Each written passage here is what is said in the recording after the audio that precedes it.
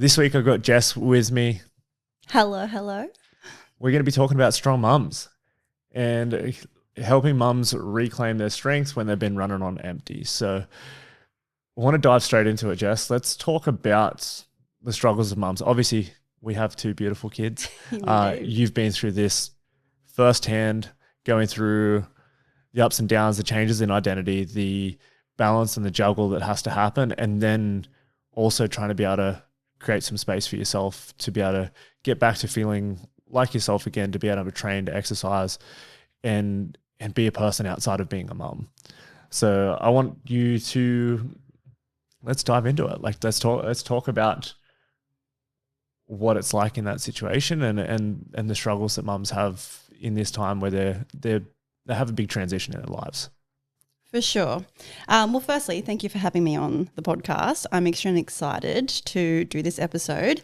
And for those potentially listening that don't know who we are, we have two beautiful kids, as Jacob said. So we've got Max, who's our youngest, 2.5, and we've got Millie, who's just started kindergarten this year, which is a bit of a wild ride.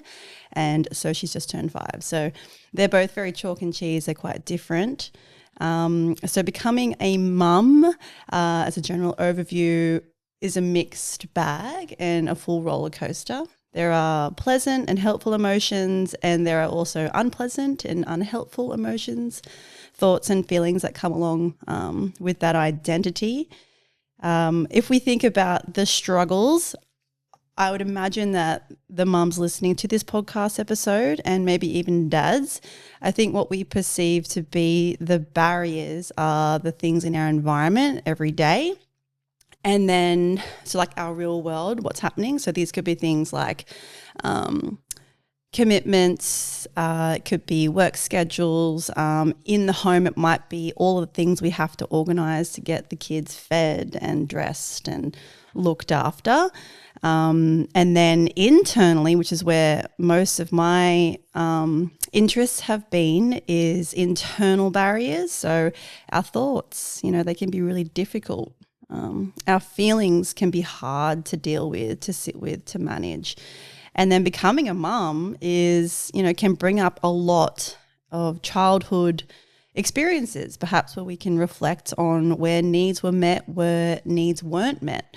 And then we're trying to show up as this version of ourselves for our kids that maybe we didn't quite get when we were a child. So, that piece of I'm now trying to show up as this person. Am I meeting these standards? Am I meeting these expectations that I'm placing on myself? I'm noticing that I'm falling short because I don't feel like I have the skills or the capability to match this picture of what I perceive being a really good mum is. So I think what is inside our mind can look very different in the actual reality that we're living in. Yeah, that's definitely one of the things that I think, obviously, us going through together with that, but also a lot of the mums that we talk to when they've made that transitions happen in their lives and then trying to balance that and kind of not realizing that how common it is too. I feel like it is a lot, but a lot of people don't talk about that. They're talking about like the things itself and not necessarily how you feel in that. They always talk about the amount of things that you have to balance out in your life, the amount of the juggle that mums do every day, but they don't talk about the pressure that they put on themselves to be able to meet that juggle, right? And then obviously the other thing that the transition that happens for women that doesn't happen for men in that situation is like your body ends up very, very different to what you used to, particularly like you had this long history of playing sports at a high level and then having to transition to where it's basically like nearly overcoming a major injury again. Like you tore your Achilles playing netball, and the amount of time that it takes to build back to being that and having the confidence to do those things again. Childbirth nearly does the same sort of thing to you, right? Yeah, 100%. It never leaves the woman exactly as it found her. Is I guess what you could say. And like to that, there's a lot of changes. There's a lot of change psychologically. There's a lot of changes emotionally, mentally, physically, environmentally. There is so much change. And if we look at the human species from an evolutionary point of view, change is really hard to adapt to work through, because our brains are designed to create certainty and security. So if things are always changing, they don't feel familiar, that's very uncertain. And then how well are we equipped to adapt with the changes?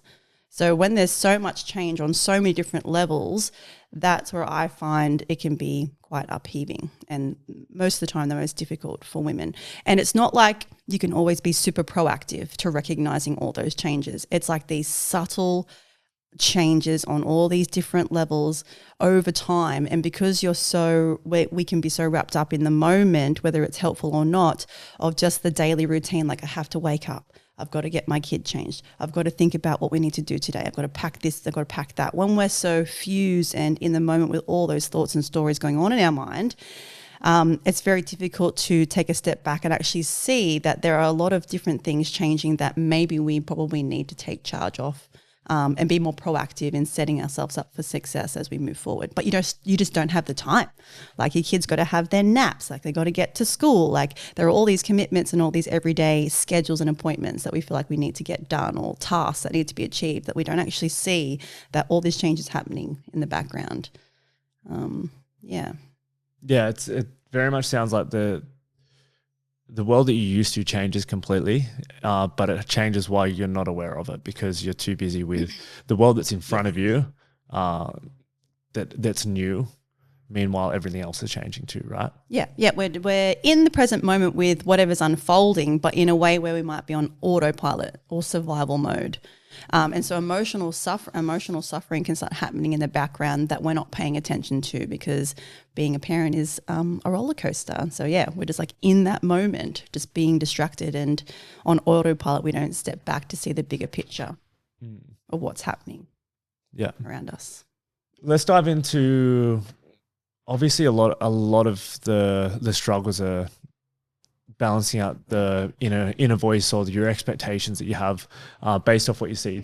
Let's talk about when you see people in like the fitness industry in particular, because a lot of the mums are trying to get back to feeling like they were before, and feeling like they're healthy, strong, athletic again. What's it like in that stage there? Because there's obviously, you do see far extremes of it, from what you might experience versus you see the person who's back and got their abs again after like 6 weeks that they were doing muscle ups 3 weeks out of having a baby. That sort of seems ridiculous to a lot of people. But then does that layer a bit of expectation for yourself to be like, well, I should be back doing this straight away? Or Yeah. So if I'm hearing correctly, it's that I think would be the default position that most mums who have been an athlete, for example, in their lives will find themselves in, is there's this real jarring moment where you start to compare yourself. So comparison comes into play, because in your body it feels foreign. The body that you were used to prior to your child coming along doesn't feel the same, but you're trying to put yourself back into the puzzle that was your life prior to that child coming along. So it's really jarring. Your body feels not the same. It seems foreign, and it's hard to sit with that. And so then we're trying to return to what we felt was normal for us back then, and that feels unfamiliar. And then depending on what our inner world is like and our self-talk, the comparison opens the door for a lot of inadequacy and thoughts around, I'm failing, I'm not good enough, like, why is this so hard? And that, the self-talk, uncovering the thoughts and the beliefs is where we can do a lot of important work, but it does take a lot of time. Let's dive into it. How do we reframe those beliefs? How do we make a shift in that for the mums? Like, what are some of the big shifts that they need to make? And then we'll go into how do we do it. Yeah, great question. I want to kick this part just by zooming out a little bit and looking at what I feel in my experiences are the most important things that mums could be focusing on from a mindset perspective. So generally the barriers and the struggles that we encounter as a mum, whatever that looks like to the mums listening to this podcast, think about in your life right now, what are your main barriers? What does that look like? How do you struggle with them? In what ways are they challenging you? Whether it's your body, whether it's your child's behavior, whether it's your work schedule, your environment. Like, get really clear about what those things look like, because yes, it's common across most parenting journeys, but it will be specific to each mum depending on what their life is like. And what I want to say here is that, and this might ruffle some feathers, it's actually not the struggles that are the problem. It's actually how we're responding to the struggle. So our relationship, how do we deal? Are we emotionally resilient enough? Have we learned all those skills? So it's doing the work around building a better relationship to yourself. So when I said before about becoming a mum, if in the past prior to you haven't had a great experience with a beautiful relationship with yourself, or you haven't been taught compassion skills, like how to be empathetic and compassion to yourself, when you get put into motherhood, all of those barriers will create reactivity. And you'll just react from old ways of being. So however you can relate to yourself, your barriers and your environment will bring that out. So the first thing that I like to do, and this might take 12 months with our strong mums every time they book in for a strategy session, is that I'm trying to get an understanding of their relationship to themselves. So this involves uncovering their self-esteem. How do they feel about themselves when they compare themselves to these standards that they're trying to adhere to? And then I'm like, is this realistic? You know, where might we need to be more flexible? So if the standard is A, what does that look like? And also let's just dive into language. When we think standard, like this is the standard I want to be upholding, it's like, what does standard actually mean? 9 times out of 10, it's associated with a high expectation, which when not met is I failed. So it's really volatile. Yeah, so bring me back to the original question. It was around beliefs and reframing, wasn't it? What are some of those beliefs they need that they could reframe or that they need to reframe? And what's the positive way out of looking at those opportunities? Like one of the ones that comes to mind, I remember like talking to a lot of the mums, is like it sometimes feels hard for them to come to the gym because they feel like they're letting like taking an hour away from bub so they can look after themselves feels guilty for them. Yeah. Like what are some of those other thoughts that pop up? And then like, how is it actually, by reframing their thoughts around it, what could they look at it in a different light that's actually productive and helpful for serving them, but serving their families too? Yes. Okay. Thank you for bringing me back on track, because I do have this tendency to like go off on a tangent when I'm like passionate about whatever it is we're talking about. So love that. And I think what I'm trying to do with this question is actually like, these are all like the typical challenges that mums will go through. Like, oh, I don't want to leave the house because, my bub needs me, or taking that arrow away means I'm being selfish. Like, yes, let's just touch on the conditioning from society. There was a psychologist, or there is a psychologist, I forget her name, very popular. She's called The Psychologist, I think, on Instagram, Nicole LaPera or someone like, can't pronounce her last name, my apologies. But she did this post not too long ago, and it was around the conditioning of the gender roles. So it's really deeply rooted in our history for the women to be the one looking after the children. So that's their whole identity, is that they had to look good, they had to cook, they had to clean, and they had to take care of the children. That was their one sole job in the home, and the man was the one that went out and did the providing and the working. So I think it's really important to acknowledge that, first and foremost, that these struggles we have around guilt and leaving our children is deeply rooted in our generational conditioning. Many, many years it's been this way. And so in the most recent years, we then have mums wanting to go against that grain and being like, no, I can go out, I can work too. I don't have to just fit this one mold, which is amazing that we want to try and break and shake that generational cycle and conditioning. But I think then what we're struggling with now is that we're suffering the consequences of trying to uphold both.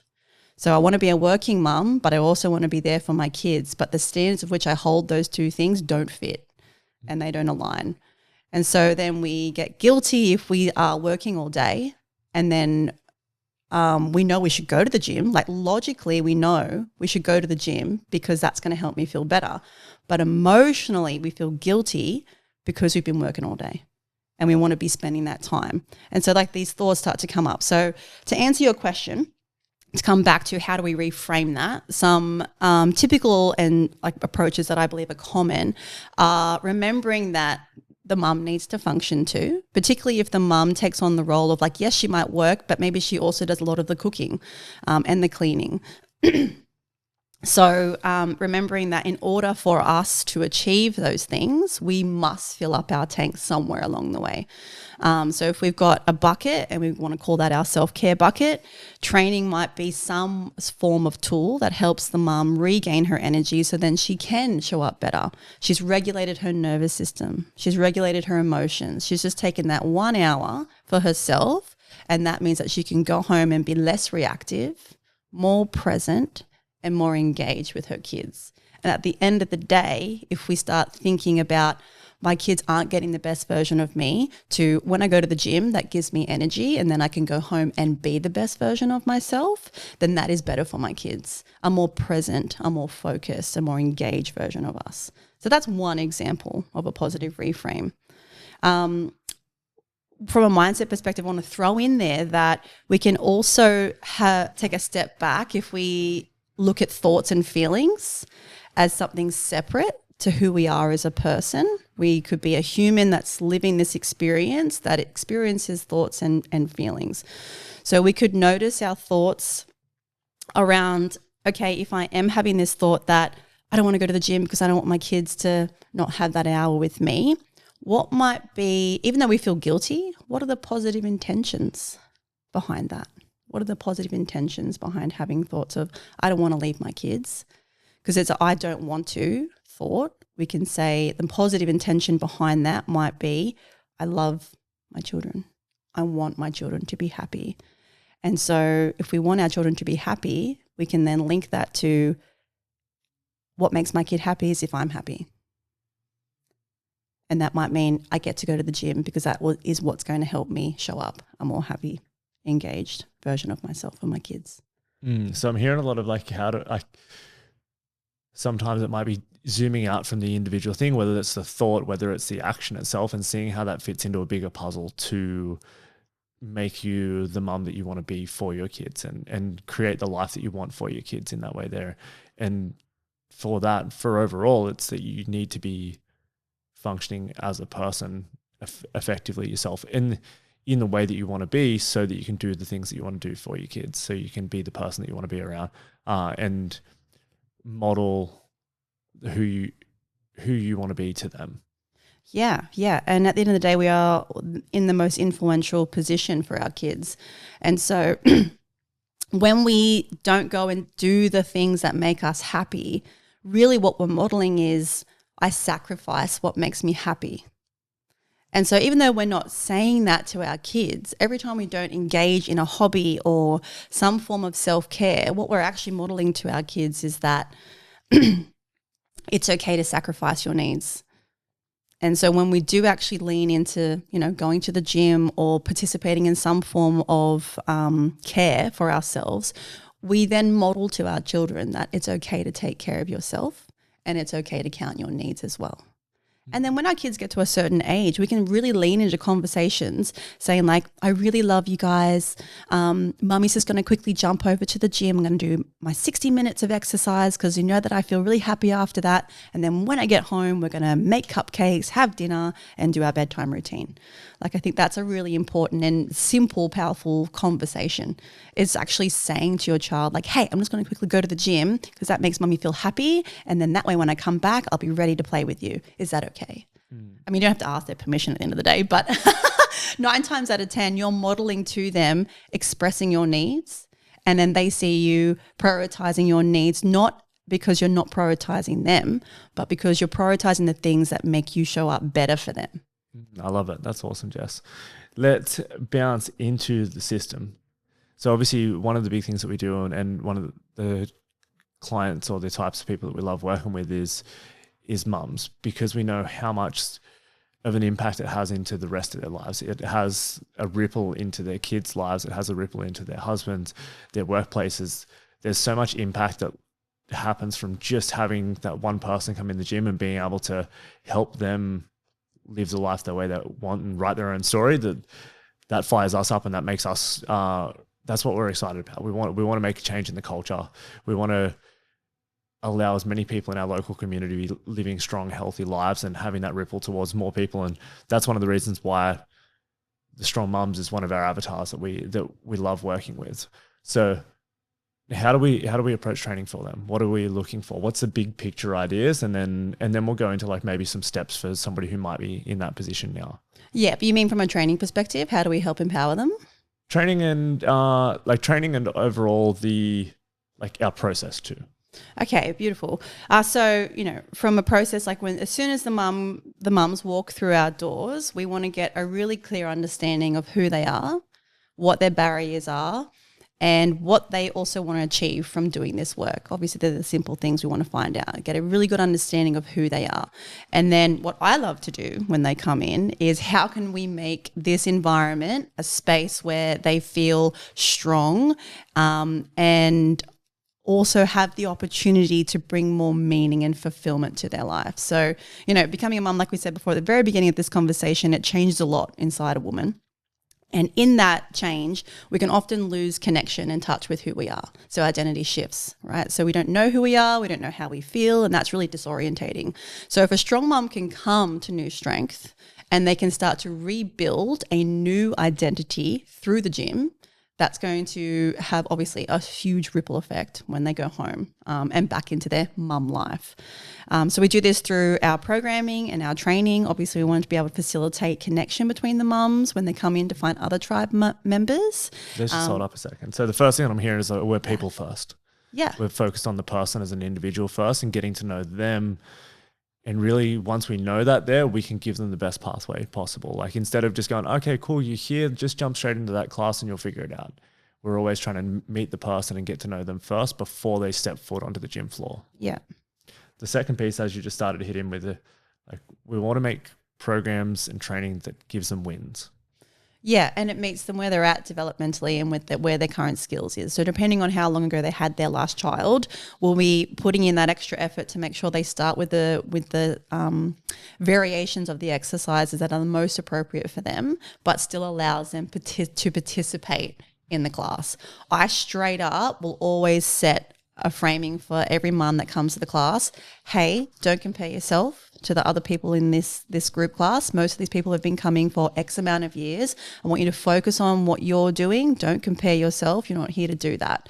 Right now, your only goal is to get back to building a consistent skill of getting into your training. And that's the base level. Is just build that consistency. Just get to the gym, do some movement, and then as you master that, and you hone that craft or skill in your life, then you can start taking the next levels up. Yeah, I love it. So that first win is really building some consistency, building some time for themselves, and then getting to be to feel like an individual again. Yes. And before you go on, it's something I do in a coaching position, but also what I lean into as a PT is to just try to put their mind at ease. So as a new mum, particularly if it's your first kid, maybe not so much if it's second and third, you're like, whatever. But particularly if you're a first-time mum, you have a lot of thoughts going through your mind. Do I fit in? What do my clothes look like? How am I feeling right now? I'm really nervous. There are so many different thoughts going on. Then if you add the fact that the mum might have to bring their child, which we love children, please bring your kids to the gym. They might be thinking, the cuddles. I love the cuddles. They might be thinking, what is my child doing? Is it okay? What's happening? And they could be really distracted. So it's just keeping them present. So I'll say, hey, come into this session with curiosity. This is not a place for you to judge yourself. So we don't want mums to come in and immediately be like, I used to be able to do this. It was so easy. I should be able to do that. Can't believe, and all that self-critical self-talk starts happening. So to manage that, because it is normal and valid, I like to say, just come into this class with curiosity. You're not here to feel less than. You're here to just start one foot in front of the other and rebuild this new version of you. You have permission to be here. You have permission to fumble. You have permission to be a beginner. So going back to what you were saying before about I used to be able to do this. It's give yourself permission to be a beginner. It feels hard. I get it, particularly if we're used to a certain level of performance. So it's giving yourself permission. It's being curious instead of judgmental when you first come in. And then it's being able to give the mum a variation in the workout that still allows them to feel like they're a part of the experience and that they're not holding back the class. So I'm hearing there, like we talked about wins, but the wins aren't necessarily just programming wise, but it's wins for their mental space too while they're out of there. You started jumping to the next piece. The next piece that I feel like you really foster is the community side of things, of them having a supportive community with not only the other mums that are in the gym, but also the mums that are in the coaching team as well. Yourself, Claire, Lily, being able to give them a relatable, you've been there, you know what they're going through, you know that process there. And then you understand what that journey looks like. And I feel like that's a really powerful piece there. And the last one that I know that you do most of these for us within the gym is our strategy session check-ins, and really building a mental game from that there. But do you want to talk about that, of like the importance of what you do in that process to keep people engaged in not only training, but building their mindset over the long haul, not just a short, quick fix? Yeah, beautiful. So in a strategy session, typically we'll run through the following. So we do a 2-word check-in. I just enjoy this. It just gives me an insight to how they're feeling in the moment. Sometimes they'll feel excited and motivated, and other times they'll feel tired and shit. It's just cool to get a bit of an insight. We should do that at the start of every podcast. 2-word check-in. How are you feeling, Jacob? Nervous. 2 words. Exactly. And then like I noticed that as soon as someone has said how they feel, they kind of like their body language just relaxes a little bit. It's kind of like, oh, I've got my feelings out of the way. We can move on now. So I enjoy leaning into some framing like that. Then we'll go through and do reflections and wins. So our brain is really good at overly focusing on what's not going well, or what's shit, or what's negative, or what we're not what's the word I'm after? Measuring up to. So it's actually a skill that you don't get taught in school. You learn it in real time. It's actually a skill to celebrate and reflect and look at actually what is going well. So I like to actually give that time to people, because where else in their life are they going to be sitting down being like, where am I kicking ass in my life? Like, unless you have someone prompting you, how often would you sit down and celebrate your wins? Jacob? This is not the topic of the podcast. No, it's a great point though. It is something that, and it's really easy to get caught up in avoiding that because you're focused on the next thing. I know that's for me. Like, I'm always onto the next one, onto the next one, onto the next one before I finish the first thing. So by the time that I achieve something, I'm always going, oh, well, this next one's in front of me, so I'm just going to keep on chasing. And I'm okay with that. But then I do also see that sometimes it's easy to get stuck living in the gap instead of the gain of what you're getting. Like, you're always living in the gap of the next thing instead of the upside of the things that you are achieving. Yeah. And we want to still do that. It's great to achieve goals and then set new ones and keep moving forward. We need to uphold that momentum, and that will give us some sort of satisfaction or fulfillment, but it will be short-lived. It's like we don't feel it until the next accomplishment. So there's all this space in between where potential appreciation, gratitude, and joy can be extracted. So that's what I like about celebrations and wins.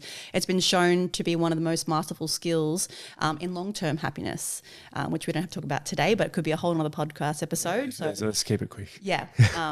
Long story short, there's hedonic happiness, which is short and fleeting. So we only experience it as a result of an outcome. And then there's eudaimonic happiness. So that's long term. So they're all of the little opportunities in your everyday life where you can be extracting joy.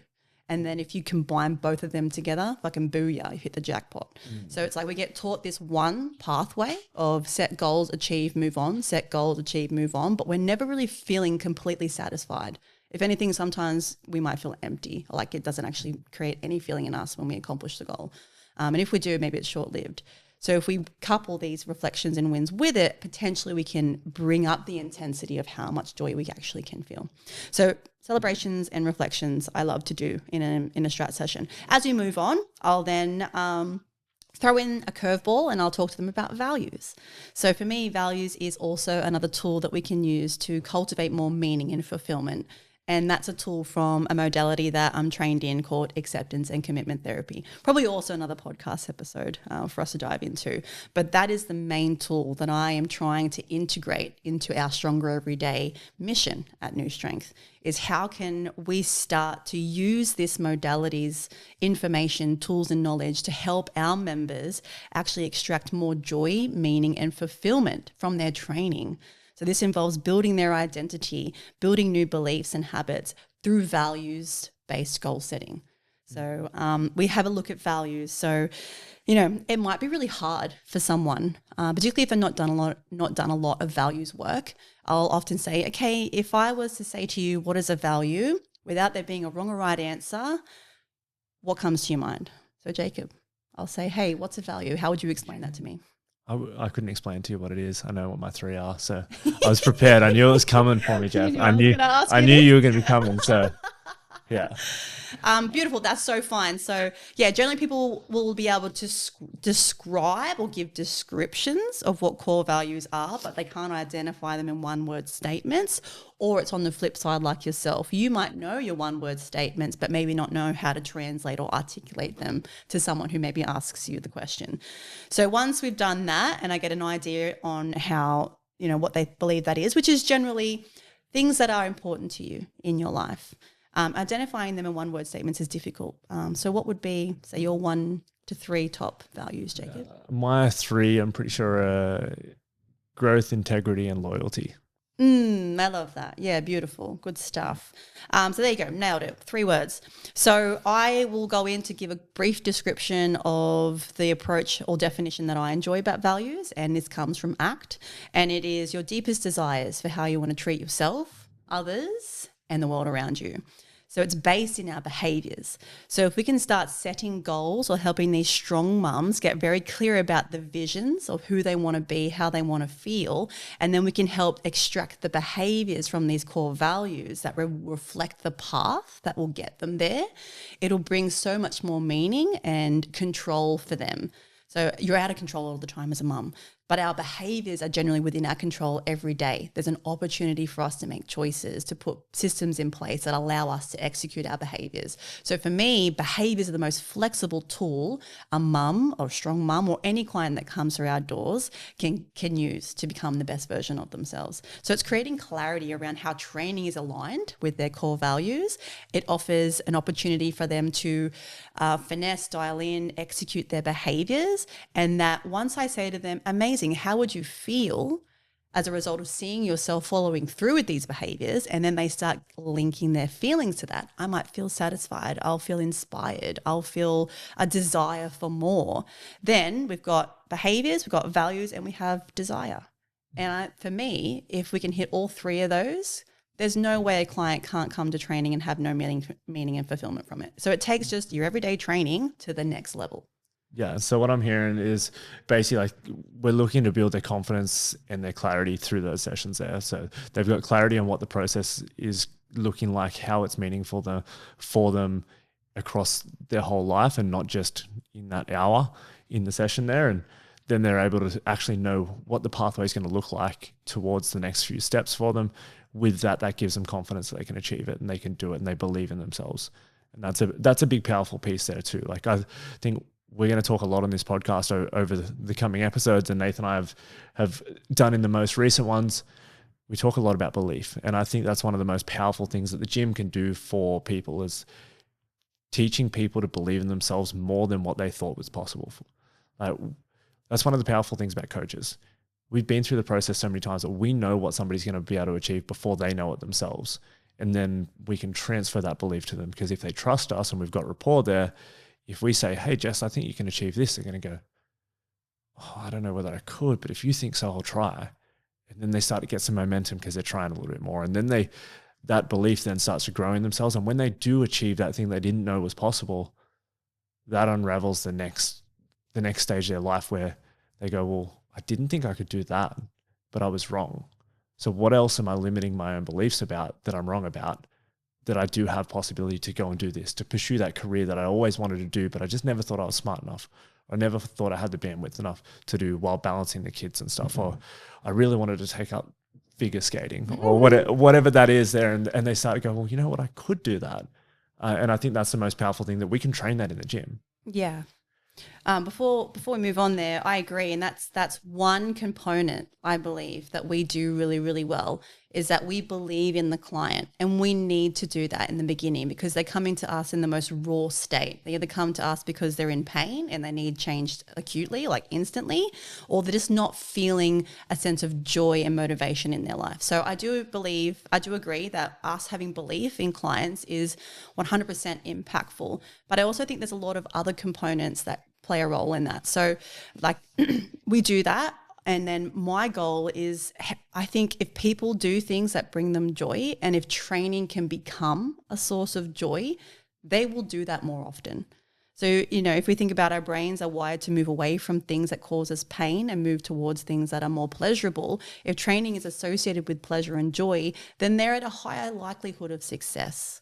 And if they can see that joy then rippling out into their outside life outside of the gym, then that's a win-win. So I think, yes, we got to believe in them, and we help people extract what that looks like, and we help them reach their potential and create new potential. And that might also then be looking at, wow, training is actually so joyful for me now as a result of me being able to have these out of comfort zone experiences, have people who believe in me. And now I genuinely train because I enjoy it and I enjoy the people. All right, we're going to get wrapping up on this. I think that you've hit the nail on the head a lot, Jess. We're going to just go simple action. I want you to give me a quick line of like, if there's a strong mom listening to this or somebody who feels like they're going through that journey that we've talked about today, what would you tell them as maybe 1 to 3 quick little action steps for them to start to go on that path, to be on the journey to feeling like themselves again, to embody that strong mom ideology that we talk about here? Amazing. Yeah. Well, and I'm sure a lot of mums will relate to what I'm about to say. On my darkest days or lowest days when my functioning is really low, mentally, emotionally, and physically, sometimes getting out of bed and like brushing my teeth is really hard. So, you know, like that would be like the first thing is like you need to get out of bed. Like whatever you need to do, give yourself a pep talk, get out of bed. Once you sort of, you know, find yourself past that functioning, it's then just making that first step to reach out for help. Whether it's jumping online and having a look at your local gyms in your area, aka Newstrength if you're around here. But it's just getting on board, making that phone call, booking that appointment, and just getting it scheduled in. And then let the rest of the journey unfold from there. Awesome. I love it. So we're going to wrap up there. If this has resonated to you and you're listening in, you want to find out more about what we do with that there, DM us Strong Mum to @NewstrengthHQ on Instagram, and we're going to send you guys one of the toolkits that Jess uses to go through in that initial process with mums to get them on track, get them feeling like themselves again, and being able to be the positive influence that they want to be for their kids without feeling like they have to be, they're guilting themselves to look after themselves first and foremost. So we'll send that one straight through, but that's us for today on the Newstrength Way. Thank you, Jess, to jump in, and we'll see you again on the next one.